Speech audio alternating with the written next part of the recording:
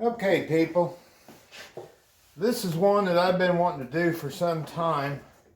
It's probably more for me than anybody else, but from the time I started out, I used a production pot like this one, and I was always told that you can't get good balls from a production pot. You have to hand dip them.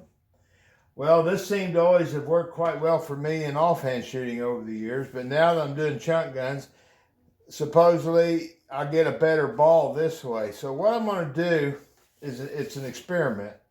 It doesn't necessarily pertain to chunk guns only. It can be any muzzleloading gun. What I'm going to do is I'm going to pour 10 balls out of this hand poured pot, and then I'm going to do 10 out of the production pot. And after I get done, I'm going to weigh them, sort them, figure out the average, and just see how they compare. The guys that said this won't work may be right. I don't know. We're going to find out. Okay.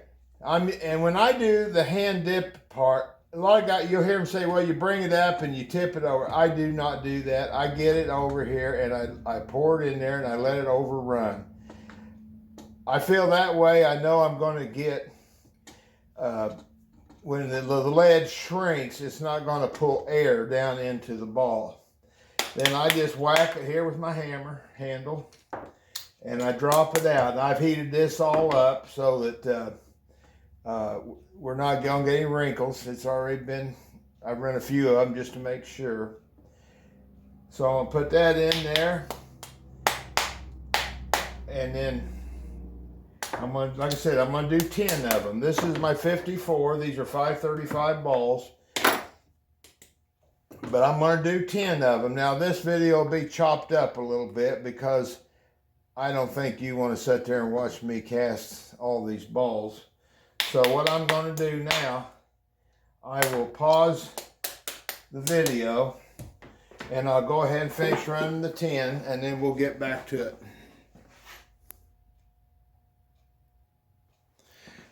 Okay, I've done the 10 out of the hand pour pot.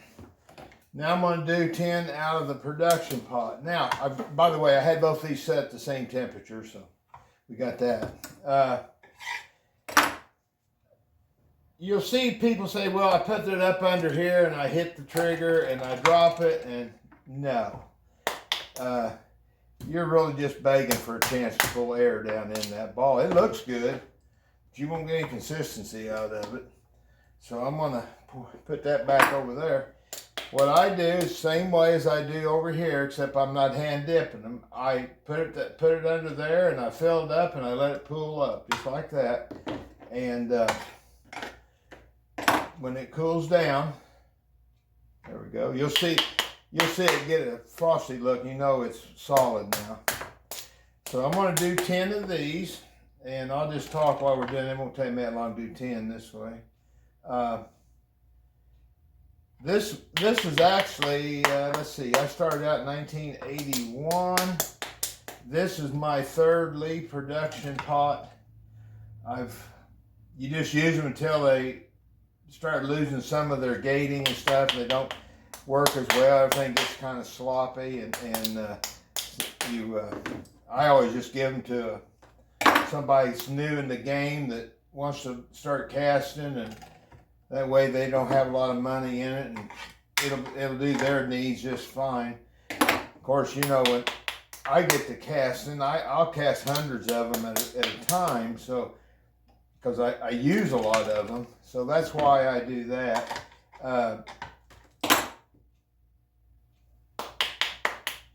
This is actually the bigger one. This last one I bought, I bought the bigger one. I've been using the smaller one. I think this is the 10 pound. So I've been using it for, it's about a year and a half old, maybe 2 years old now. So, gonna do that. We got 1, 2, 3, there's 5, 6.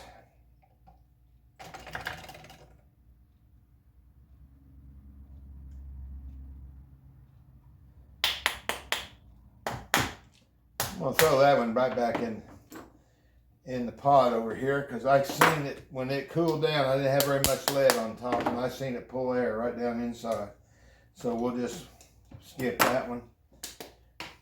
I like to get a big pool on there, about like that right there.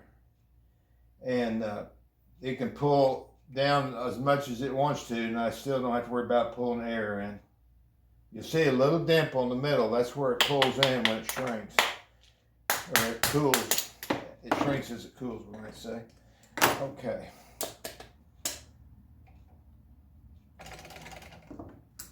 Where we at here? We got 1, we got 5, 6, 7,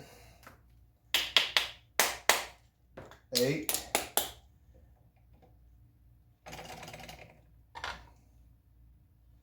Another thing, this is just no handle. I put a piece of rubber over it. It was getting chewed up awful bad, and the wood splinters were falling in the pot, and so I didn't like that. So I just put that on there.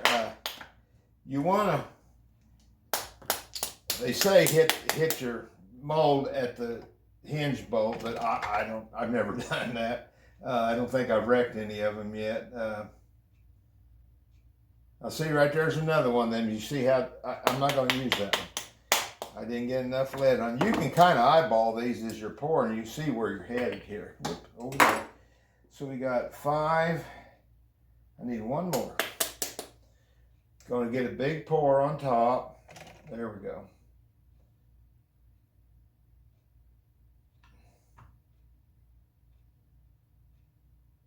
There we go. Another thing I'll bring up right here when I'm doing this. When I'm doing this for offhand shooting, I'll throw the sprue cut-offs back in the pot as I go. It's plenty good for offhand shooting, primitive shooting, which I mostly do now. You probably shouldn't do that if you're trying to get accurate balls for like chunk gun or bench or something like that. The other thing I want to mention is, I know a lot of guys are using the Hornady swedge balls. Well, I got to be honest with you. When I first got into this game, my first gun was 54, and it came with, I think, 3 boxes of 535 Hornadys. Honestly, I'm not a fan. When you open those boxes up, a lot of times they've been hauled all over the United States, and they'll have flat spots on them.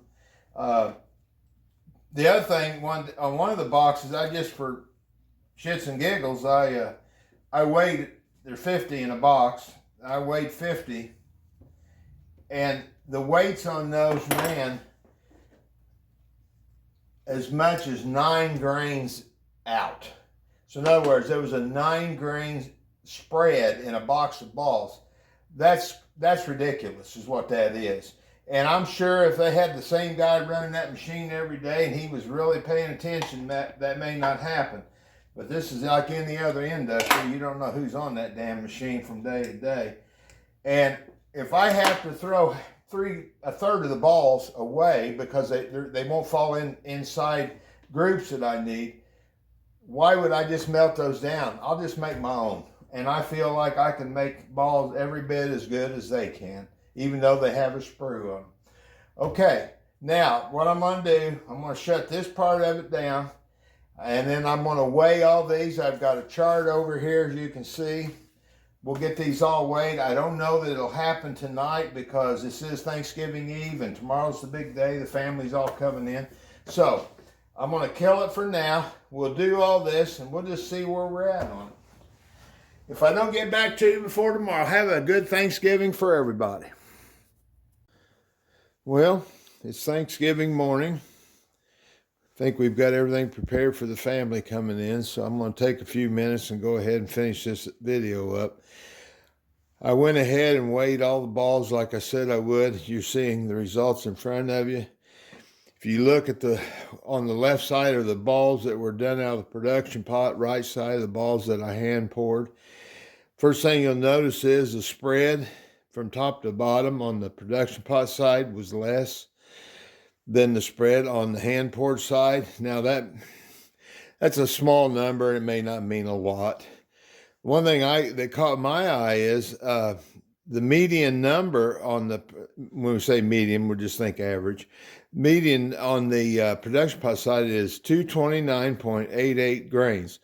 On the dip side is 229.84. So it's 400ths difference in the average over there. The one thing that caught my eye, where these arrows are.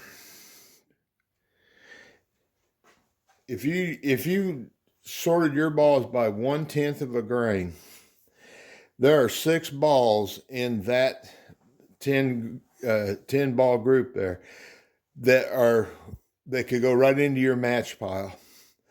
So it tells me probably if I was to pour out, say 10 more, maybe 30 more, or 20 more, I'm sorry, I would probably end up with a bunch of balls I could take to a match that would weigh within 1/10 of a grain of 229.9 grains.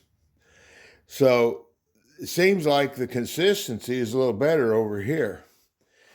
Now, what does this mean? I'm not sure that it means a lot. I think 10 is too small of a sampling. More than likely 100 or even 1,000 would be a more appropriate sampling to give you some good results. But I think this is enough to let you know that you can make balls out of a production pot. If you do it the way I did in the video, where you let the lid come out, pull up on top of the mold, and then break the gate open and drop the ball. If all you got is a small potter with a ladle, use it. You don't need to run out and buy a production pot. But as many balls as I cast between chunk gun shooting and offhand shooting, I like the speed of the production pot. It's literally half the time it takes me to hand dip them.